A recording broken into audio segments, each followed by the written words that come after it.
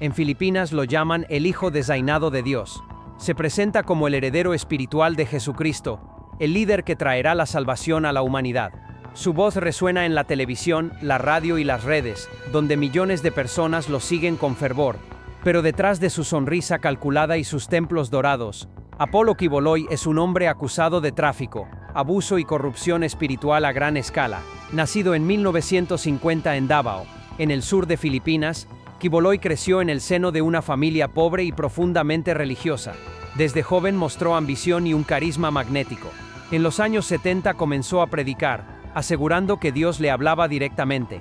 En 1985 fundó su propio movimiento, la Kingdom of Jesus Christ, The Name Above Every Name, una organización que prometía libertad espiritual y prosperidad eterna. Con los años, su iglesia creció hasta convertirse en un imperio religioso con millones de miembros, propiedades, canales de televisión, empresas de medios y conexiones políticas. Quiboloy cultivó relaciones con figuras poderosas, incluido el expresidente Rodrigo Duterte, quien alguna vez lo llamó mi amigo y consejero espiritual. Desde los púlpitos televisivos, Quiboloy proclamaba que él era el nuevo Cristo encarnado, el único mediador entre Dios y la humanidad. Vestido siempre de blanco y rodeado de guardias, hablaba con voz pausada, prometiendo prosperidad a quienes obedecieran. Sus seguidores lo veían como un ser divino, capaz de bendecir o condenar con una sola palabra. Pero mientras predicaba sobre la salvación, su organización ocultaba una red de explotación.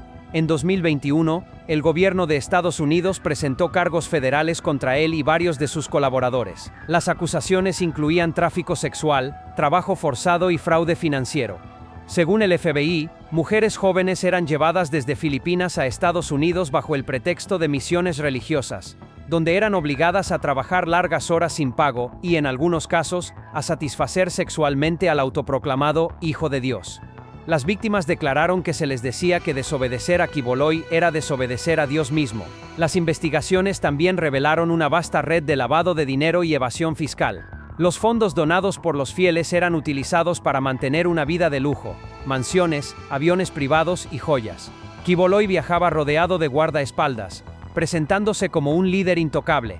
Cada aparición pública era cuidadosamente coreografiada, cada palabra ensayada para proyectar poder divino. A pesar de las pruebas y las órdenes de arresto internacionales, Quiboloy sigue libre en Filipinas, protegido por su influencia política y por millones de devotos que creen que las acusaciones son una guerra espiritual contra el verdadero mensajero de Dios. En sus sermones más recientes, afirma que las catástrofes naturales y las pandemias son castigos enviados por el cielo contra quienes lo persiguen.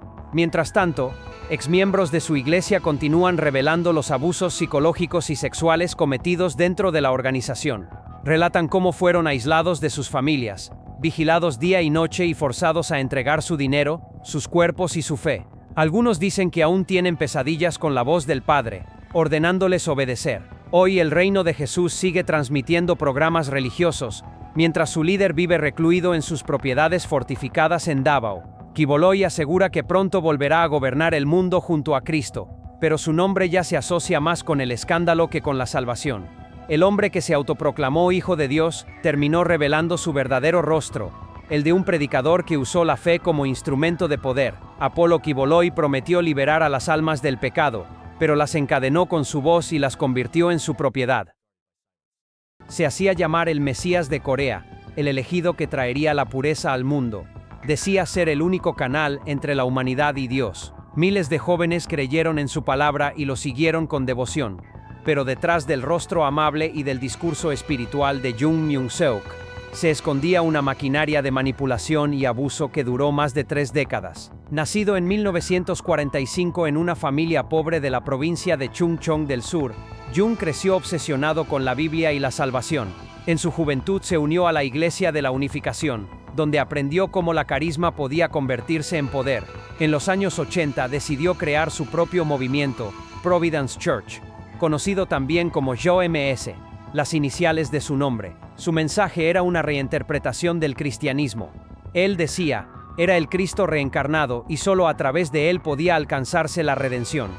Jung reclutaba principalmente a estudiantes universitarios. En los campus, sus seguidores organizaban reuniones culturales y talleres de arte o modelaje que servían como puerta de entrada a la secta.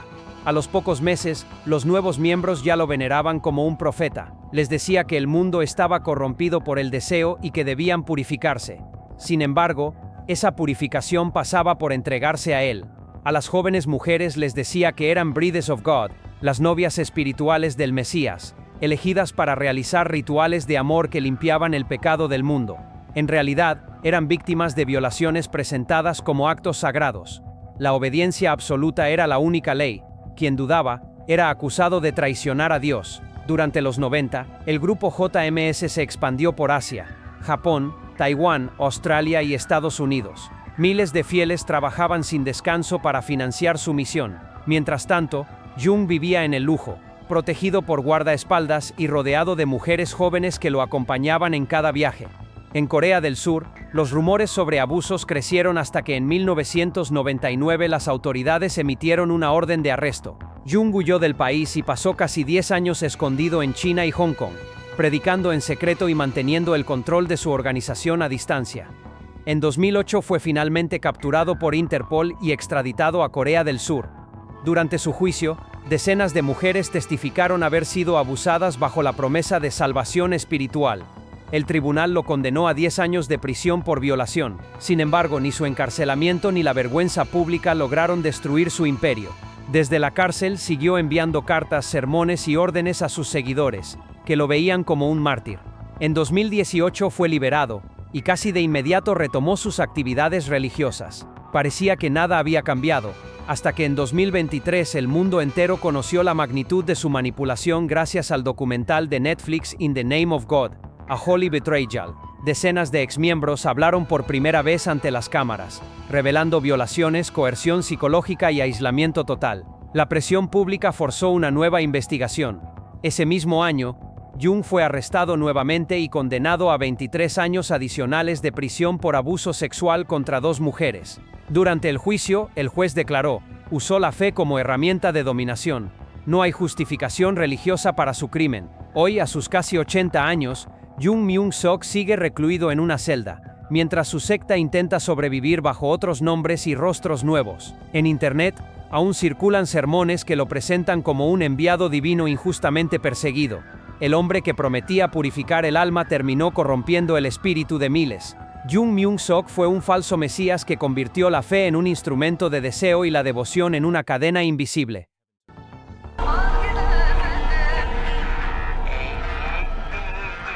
Durante décadas fue una de las figuras más llamativas y polémicas de Turquía. Vestido con trajes de seda, relojes de oro y rodeado de mujeres jóvenes que lo adoraban como si fuera un enviado divino, Adnan Oktar se presentaba como un defensor de la moral, la fe y la verdad. Pero detrás de su imagen televisiva, de sus libros y de su sonrisa ensayada, se escondía un imperio de manipulación, abuso y control. Nacido en 1956 en Ankara, Oktar comenzó su carrera pública en los años 80, predicando un Islam moderno mezclado con teorías conspirativas. Pronto adoptó el seudónimo Harun Yahya y publicó cientos de libros donde atacaba la evolución, la masonería y el sionismo, afirmando que todas eran herramientas del diablo. Su discurso lo convirtió en un fenómeno mediático, un intelectual religioso que hablaba de ciencia, fe y moral desde una perspectiva aparentemente racional. Sin embargo, lo que construyó no era una comunidad de fe, sino una red piramidal de adoctrinamiento. Oktar reclutaba jóvenes, especialmente mujeres, prometiéndoles conocimiento espiritual y prestigio social. Les ofrecía una vida de lujo, pero a cambio exigía sumisión total. Dentro del grupo, las normas eran inquebrantables: obediencia absoluta al líder, control sobre cada aspecto de la vida y vigilancia constante. A comienzos de los 2000, su programa televisivo lo convirtió en una celebridad nacional. Cada noche, aparecía rodeado de mujeres maquilladas y vestidas con ropa ajustada, a las que él llamaba sus gatitas. Juntos hablaban de religión, política y amor, mientras él, con una sonrisa paternal, recitaba versos del Corán.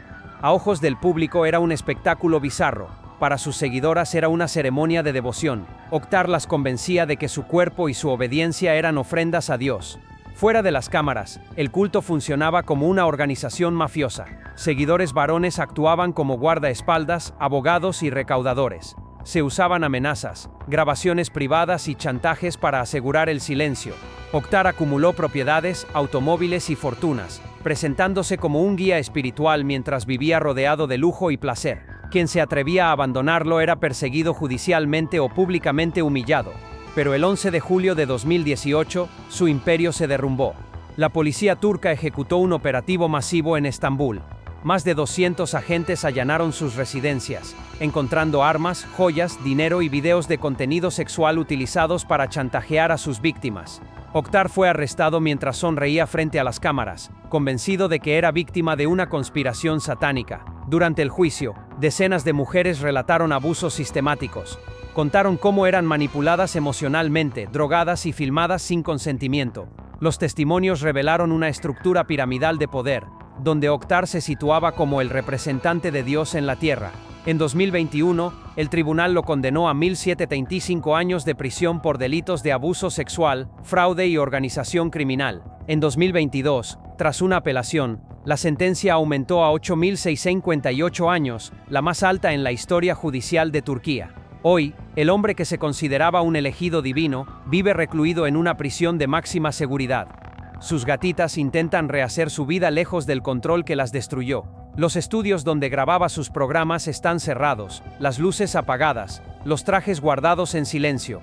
Adnan Oktar prometió pureza, pero ofreció corrupción. Prometió amor, pero sembró miedo. Su historia es una advertencia de cómo un solo hombre, armado con carisma y poder, puede convertir la fe en una herramienta de dominación y el nombre de Dios en un negocio. El profeta del poder terminó siendo prisionero de su propio ego. Durante más de 40 años, millones de personas viajaron a una pequeña ciudad en el corazón de Brasil para buscar curación, esperanza y milagros. Allí, un hombre vestido de blanco, con una mirada serena y manos firmes, prometía sanar cuerpos y almas en nombre de Dios. Lo llamaban João de Deus, Juan de Dios, pero tras su apariencia humilde se escondía uno de los mayores depredadores espirituales del siglo. Nacido en 1942 en una familia campesina, João Teixeira de Faria aseguraba haber recibido un don divino cuando era joven, el poder de canalizar espíritus que podían curar cualquier enfermedad. Con el tiempo, fundó en el pueblo de Abadiânia el centro espiritual Casa de Dom Inácio de Loyola, un lugar que se convirtió en meca del turismo místico. A él acudían miles de creyentes, desde campesinos pobres hasta celebridades y políticos. Sus sesiones eran un espectáculo. Vestido siempre de blanco, João entraba en trance mientras la multitud rezaba. Frente a las cámaras, realizaba supuestas cirugías espirituales, cortaba con bisturís, introducía pinzas en la nariz de los pacientes, o presionaba sus ojos con instrumentos metálicos, todo sin anestesia. Los asistentes gritaban, lloraban y aseguraban sentir el poder de Dios. Para los creyentes, era un milagro. Para los escépticos, una farsa peligrosa. Con el tiempo, su fama se transformó en poder. La casa creció hasta convertirse en un complejo de edificios, hoteles, tiendas y donaciones millonarias. João vivía rodeado de lujos, protegido por fieles que lo trataban como a un santo viviente. Nadie se atrevía a dudar de él. Incluso figuras internacionales como Oprah Winfrey lo visitaron y hablaron de su energía divina. Pero bajo esa fachada celestial se escondía un infierno. En diciembre de 2018, una investigación televisiva destapó el horror. Una mujer denunció que había sido abusada sexualmente por João durante una supuesta sesión de curación. En pocos días, más de 300 mujeres, de Brasil, Estados Unidos, Alemania y otros países contaron historias similares. Decían que él las llevaba a habitaciones privadas. Les pedía que se desnudaran para recibir energía, y luego las agredía, asegurándoles que era parte del proceso espiritual. La policía allanó el centro y halló túneles, cámaras ocultas, dinero en efectivo y joyas. Testimonios posteriores revelaron que João también estaba involucrado en lavado de dinero y tráfico de piedras preciosas. Su red de poder se desmoronó rápidamente. Cuando fue arrestado, el sanador se encontraba escondido en su coche, sosteniendo un rosario y repitiendo que era inocente. En 2019, fue condenado a 19 años de prisión por violación y abuso sexual. Las sentencias se acumularon con el tiempo, hasta alcanzar 489 años en total. Los fiscales lo describieron como un manipulador que usó la fe como máscara y la desesperación de los enfermos como arma. La caída de João de Deus provocó conmoción nacional. Durante décadas, Brasil lo había venerado como símbolo de esperanza. Su nombre se convirtió en sinónimo de traición espiritual. Muchos de sus antiguos seguidores siguen luchando por superar la culpa y el trauma de haber creído en él. Hoy, el hombre que decía sanar cuerpos vive enfermo y aislado en una celda. Los templos están vacíos, las tiendas de cristales cerradas, y las montañas de Abadiânia ya no resuenan con rezos sino con silencio. João de Deus prometió milagros, pero lo único que dejó fueron cicatrices. El sanador más famoso de Brasil no curó a nadie, solo enfermó la fe. Durante décadas, millones de personas lo llamaron el apóstol de Jesucristo. Decían que era el elegido, el heredero de una misión divina iniciada por su padre y su abuelo. Pero detrás de los templos dorados, los himnos y las multitudes que lo adoraban, Naasón Joaquín García construyó un imperio de manipulación y abuso, oculto bajo el nombre de Dios. Nacido en 1969 en Guadalajara, México, Naasón creció en el corazón de la Luz del Mundo, una iglesia fundada por su abuelo Eusebio Joaquín González en Desde pequeño fue educado para ocupar el trono espiritual de la familia. Cuando su padre Samuel Joaquín murió en 2014, Naasón fue proclamado apóstol de Jesucristo ante miles de fieles que lloraban y aplaudían convencidos de presenciar un acto sagrado. Para ellos, el nuevo líder no era un simple pastor, era la voz de Dios en la tierra. Su palabra era ley, cada gesto, cada sonrisa, era considerado una bendición. En los templos de la Luz del Mundo que se extendían por México, Estados Unidos, Centroamérica y Europa, su imagen adornaba murales, vitrales y banderas. Los seguidores lo llamaban Padre, Rey o el Ungido. La devoción era total, pero lo que parecía fe era en realidad una estructura piramidal de poder absoluto.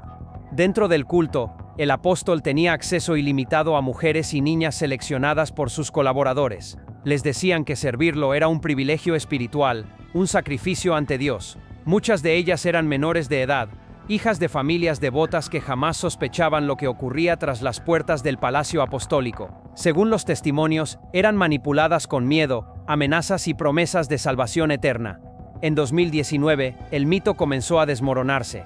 Agentes de la Fiscalía de California arrestaron a Naasón Joaquín García en el aeropuerto de Los Ángeles, acusado de abuso sexual infantil, pornografía y tráfico de personas. El impacto fue global.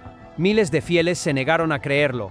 Algunos lloraban en los templos, otros lo defendían en redes sociales como un mártir perseguido. Para ellos, el apóstol no podía pecar.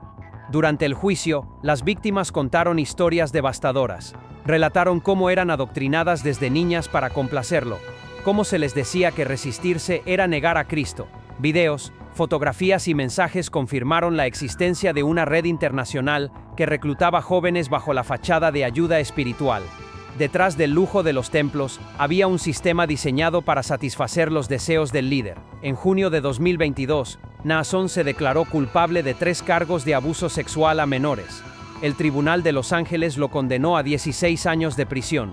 No hubo remordimiento ni disculpas. Aún así, su iglesia sigue activa. Los templos se llenan, los coros entonan su nombre, y los fieles siguen llamándolo apóstol de Jesucristo, convencidos de que su encarcelamiento es una prueba divina. El caso de Naasón Joaquín García reveló el rostro más oscuro del fanatismo, una organización que mezcló religión, poder y abuso bajo el manto de la fe. Lo que empezó como una iglesia familiar terminó convertido en un imperio de obediencia ciega, sostenido por la vergüenza y el silencio de sus víctimas. Hoy, el apóstol cumple su condena en una prisión estadounidense. Sus templos siguen brillando en Guadalajara, pero su imagen ya no inspira fe, sino miedo. Los cantos que antes lo alababan ahora resuenan vacíos, como ecos de un engaño sagrado. Naasón Joaquín García predicó amor divino, pero practicó el control absoluto. Se proclamó representante de Cristo, y terminó siendo símbolo del pecado. El apóstol de la luz reveló su verdadero rostro, un predador envuelto en vestiduras santas. Durante años, se presentó como un hombre humilde que hablaba en nombre de Dios. Prometía salvación, pureza y una vida eterna en el cielo. Pero lo que Paul Nenck Mackenzie construyó en los bosques de Kenia fue una secta apocalíptica que convirtió la fe en muerte y el hambre en sacrificio. Nacido en 1973, Mackenzie trabajó durante años como conductor de taxi antes de reinventarse como predicador. En la década de 2000, fundó la Good News International Church, donde comenzó a predicar un mensaje radical. El fin del mundo estaba cerca y solo quienes renunciaran a los placeres terrenales serían salvados. Su discurso, mezclado con citas bíblicas distorsionadas y profecías inventadas, sedujo a cientos de personas que buscaban esperanza en medio de la pobreza. Con el tiempo, su doctrina se volvió más extrema. Condenaba la educación moderna, los hospitales y los alimentos procesados como herramientas del diablo. Decía que los médicos interferían con la voluntad de Dios y que los niños debían ser retirados de las escuelas porque el conocimiento terrenal corrompía el alma. En sus sermones, repetía que la única forma de ver a Cristo era ayunar hasta morir. En 2019, Mackenzie trasladó a sus seguidores a una zona remota de Shakahola, en la costa keniana. Allí, en medio de un espeso bosque, fundó una comunidad aislada del mundo exterior. Les prometió que aquel lugar sería el refugio de los elegidos durante el inminente apocalipsis. Los seguidores vendieron sus casas, abandonaron sus familias y se internaron en el bosque, convencidos de que su profeta los conduciría al cielo. Pronto, el aislamiento se transformó en terror. Mackenzie ordenó a sus fieles que dejaran de comer para encontrarse con Dios. Los adultos obedecieron. Las madres dejaron morir a sus hijos entre oraciones. Los cuerpos eran enterrados en fosas poco profundas mientras los sobrevivientes seguían ayunando. Quienes intentaban huir eran castigados o ejecutados. Los guardias del culto patrullaban los senderos y vigilaban los rituales, impidiendo que alguien escapara. Las autoridades ignoraron durante meses las denuncias de desapariciones. Todo cambió en abril de 2023, cuando la policía recibió información sobre personas enterradas en el bosque. Lo que encontraron fue una escena de horror, docenas de cuerpos en descomposición, algunos abrazados, otros atados. A medida que avanzaron las excavaciones, el número de cadáveres creció sin cesar. En cuestión de semanas se exhumaron más de 400 cuerpos, entre ellos decenas de niños. Los sobrevivientes contaron historias desgarradoras, ayunos forzados, rezos interminables y el miedo constante de ser castigados si comían o pedían ayuda. Algunos confesaron que, en sus últimos días, rogaban a Dios no por salvación, sino por una muerte rápida. Cuando fue arrestado, Mackenzie no mostró remordimiento. Sostenía una Biblia y afirmaba que solo había cumplido el mandato divino de preparar a su pueblo para la eternidad. Las pruebas eran abrumadoras. Documentos, grabaciones y testimonios demostraban que había organizado un plan sistemático para conducir a sus seguidores a la muerte. El gobierno de Kenia describió el caso como una tragedia nacional sin precedentes. El presidente William Ruto lo comparó con el terrorismo religioso, prometiendo leyes más estrictas contra los falsos profetas. Los medios lo llamaron el Okoksoto de Shakahola. Hoy Paul Nenge Mackenzie espera juicio por asesinato, terrorismo y crímenes contra la humanidad. En prisión, todavía insiste en que actuó por voluntad divina. Mientras tanto, el bosque de Shakahola sigue siendo un cementerio silencioso. Árboles que crecen sobre cientos de tumbas sin nombre. Un lugar donde la fe fue utilizada como instrumento de exterminio. Prometió el cielo y entregó el vacío. Predicó salvación y sembró la muerte. Paul Nenge Mackenzie será recordado como el profeta del hambre, el hombre que confundió el martirio con el asesinato y la fe con la destrucción. Decía ser un hombre de Dios, un pastor que buscaba construir una comunidad pura, libre del pecado del mundo. Pero Paul Schaeffer, un exsoldado alemán, convirtió esa promesa en un infierno. En el sur de Chile fundó Colonia Dignidad, una comunidad cerrada donde se cometieron décadas de abusos, torturas y asesinatos bajo el disfraz de religión. Nacido en 1921 en Bonn, Alemania, Schaeffer creció durante el auge del nazismo. Sirvió como paramédico durante la Segunda Guerra Mundial y más tarde se reinventó como líder religioso. En los años 50 comenzó a dirigir un grupo juvenil cristiano, pero en 1961, tras ser acusado en Alemania de abuso infantil, huyó a Sudamérica junto a más de 200 seguidores. Su destino, Chile. Allí, en una zona remota de la región del Maule, compró miles de hectáreas de tierra y levantó una colonia autosuficiente a la que llamó Colonia Dignidad. Desde el exterior, parecía un paraíso rural, casas ordenadas, jardines cuidados, escuelas y un hospital.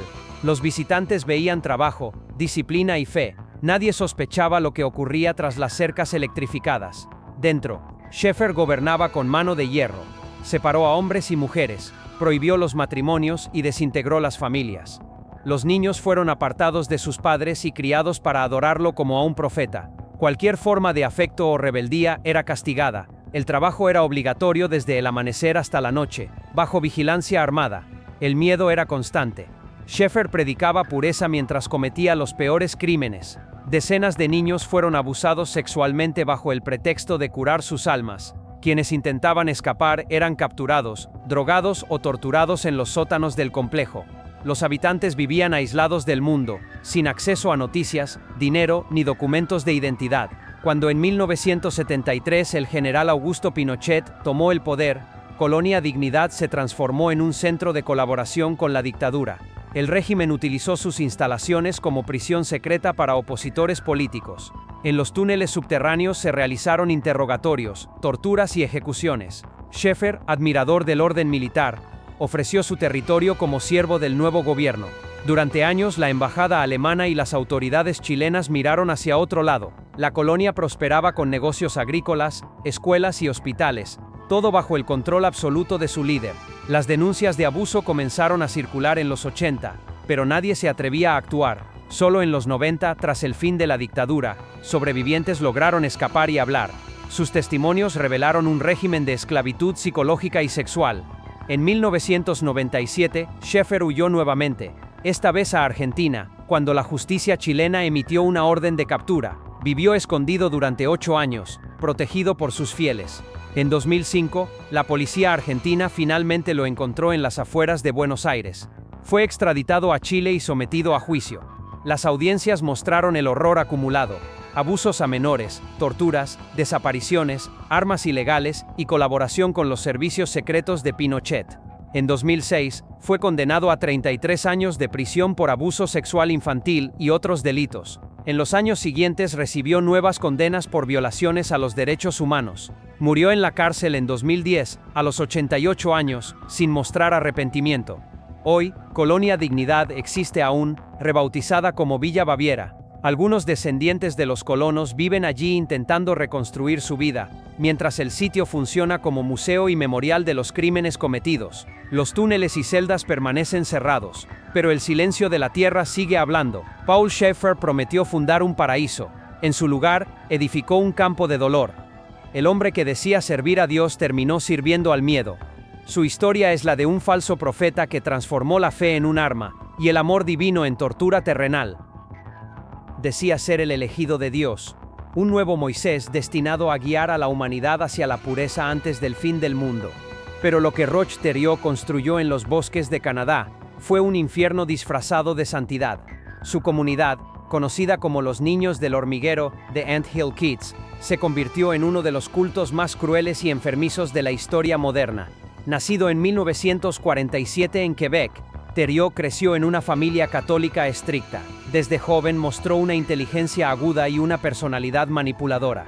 A los 20 años se obsesionó con el Apocalipsis y comenzó a estudiar textos religiosos y ocultistas. En la década de 1970 se unió al movimiento adventista del séptimo día, pero pronto fue expulsado por su interpretación extremista de las Escrituras. Fue entonces cuando decidió fundar su propio grupo, asegurando que Dios le hablaba directamente. Su mensaje mezclaba profecías bíblicas, ideas naturistas y la promesa de un mundo nuevo. Atraía a jóvenes idealistas y marginados, predicando que el fin estaba cerca y que solo los puros sobrevivirían.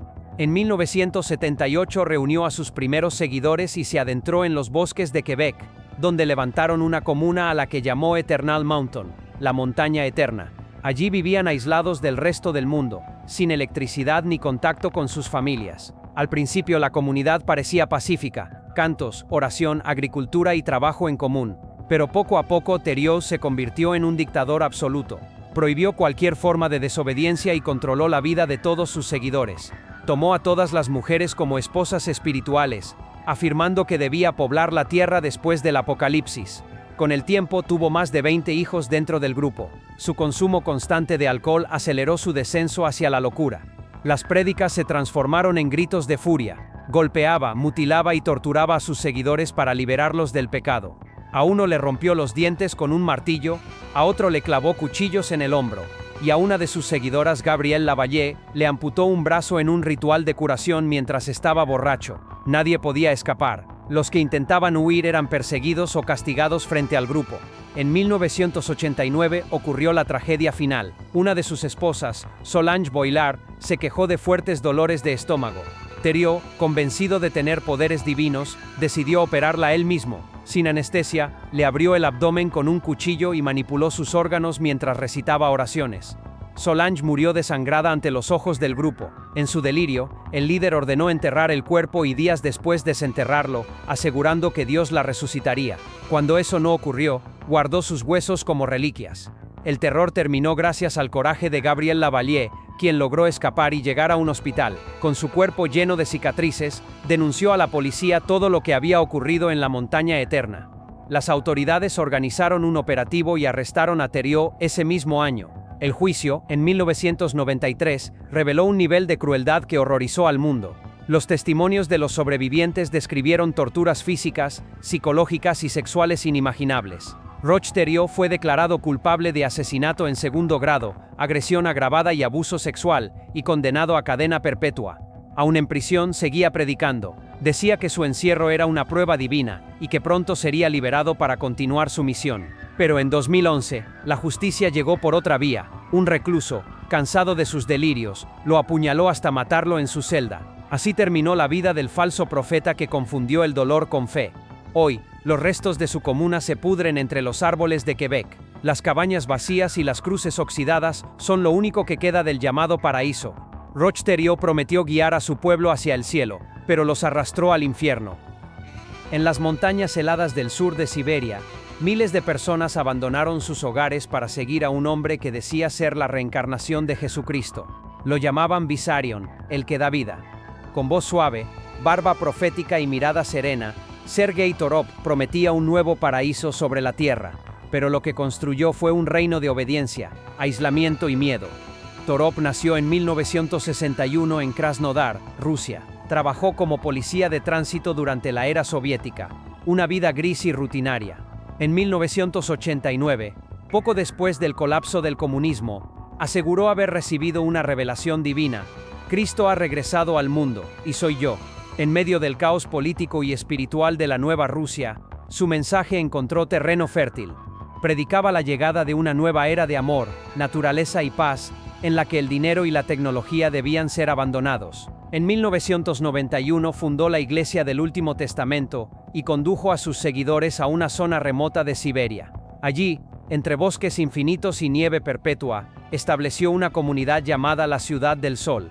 Los creyentes construyeron casas de madera, cultivaron sus propios alimentos y vistieron ropas sencillas. Al amanecer, cantaban himnos dedicados a su líder, que vivía en la cima de una colina rodeado de guardias. Desde el exterior, el lugar parecía una aldea pacífica y ecológica, un refugio de almas cansadas del mundo moderno, pero en realidad era un régimen espiritual absoluto. Vissarion dictaba las reglas, prohibió el consumo de carne, el alcohol, los matrimonios sin su aprobación e incluso la risa fuera de los actos religiosos. Los niños eran educados para creer que él era el nuevo Mesías, y que el mundo exterior estaba condenado. Los que dudaban eran expulsados o castigados públicamente. Con el tiempo, la comunidad se convirtió en una organización cerrada. Las familias entregaban sus propiedades a la iglesia, convencidas de que el fin del mundo estaba cerca. La palabra de Vissarion era ley. Los matrimonios eran arreglados, y muchas mujeres afirmaron haber sido presionadas para unirse espiritualmente con él o con sus discípulos más cercanos. Durante años, las autoridades rusas miraron hacia otro lado, pero en 2020, tras varias denuncias de abusos psicológicos, trabajo forzado y apropiación de bienes, la policía decidió actuar. En septiembre de ese año, helicópteros sobrevolaron la Ciudad del Sol mientras docenas de agentes armados irrumpían en la comunidad. Las imágenes del Cristo de Siberia siendo arrestado dieron la vuelta al mundo. El profeta, con túnica blanca y rostro sereno, escoltado por militares bajo la nieve. El gobierno ruso lo acusó de formar una organización religiosa ilegal y de ejercer violencia psicológica sobre sus seguidores. Las investigaciones revelaron que Vissarion había acumulado grandes sumas de dinero y controlaba todos los aspectos de la vida en el asentamiento. Exmiembros describieron años de miedo, adoctrinamiento y aislamiento total. En 2025, un tribunal lo condenó a 12 años de prisión en una colonia penal de Siberia. Durante el juicio, nunca mostró arrepentimiento, sonreía, afirmando que su detención era la prueba final antes del renacimiento del mundo. Aún hoy, muchos de sus seguidores continúan venerándolo, convencidos de que regresará después del fin de los tiempos. El hielo cubre ahora las casas abandonadas de la Ciudad del Sol. Algunos exmiembros intentan reconstruir su vida en el mundo real, otros siguen rezando en secreto al hombre que los alejó de todo. Sergei Torop, el falso Cristo de Siberia, prometió traer la luz y solo dejó oscuridad. Transformó la esperanza en servidumbre y la fe en un invierno eterno. Durante años fue la voz suprema de una comunidad que vivía apartada del mundo. Un hombre al que miles llamaban el profeta, convencidos de que cada palabra suya provenía directamente de Dios. Pero tras los muros de su iglesia, Warren Jeffs dirigía un imperio de abuso, miedo y control, donde la fe servía como excusa para el crimen. Nacido en 1955 en California, Jeffs fue uno de los más de 50 hijos de Rulon Jeffs, líder de la Iglesia Fundamentalista de Jesucristo de los Santos de los Últimos Días, FLDS, una secta polígama que se separó del mormonismo original para mantener la práctica del matrimonio múltiple. Desde niño fue educado para creer que su familia era elegida y que el poder espiritual le pertenecía por derecho. Tras la muerte de su padre en 2002, Warren asumió el liderazgo y se autoproclamó el profeta de Dios en la tierra. Desde entonces, su palabra se convirtió en ley. Gobernaba las comunidades de Utah, Arizona y Texas con un control absoluto. Dictaba cómo debían vestir, qué comer, con quién casarse y hasta qué pensamientos eran permitidos. La obediencia total era la única forma de salvación. A través de sus sermones, Jeffs impuso una visión apocalíptica. Decía que el mundo estaba condenado y que solo los fieles bajo su mando serían salvados. Para mantener la pureza espiritual, organizó matrimonios entre hombres adultos y niñas adolescentes, presentándolos como uniones celestiales. Quienes se resistían eran excomulgados y despojados de sus hogares y familias. Miles de mujeres vivían atrapadas, convencidas de que huir equivalía a condenarse eternamente. En Texas, Jeffs construyó su fortaleza, el Yearning for Zion Ranch, un extenso complejo rodeado de muros donde la comunidad vivía completamente aislada. Allí, entre rezos y cánticos, el profeta realizaba ceremonias que en realidad eran rituales de abuso. Las autoridades descubrirían después grabaciones en las que Jeffs violaba a menores mientras oraba en voz baja, asegurando que era la voluntad de Dios. En 2006, tras meses de persecución, fue incluido en la lista de los 10 más buscados del FBI.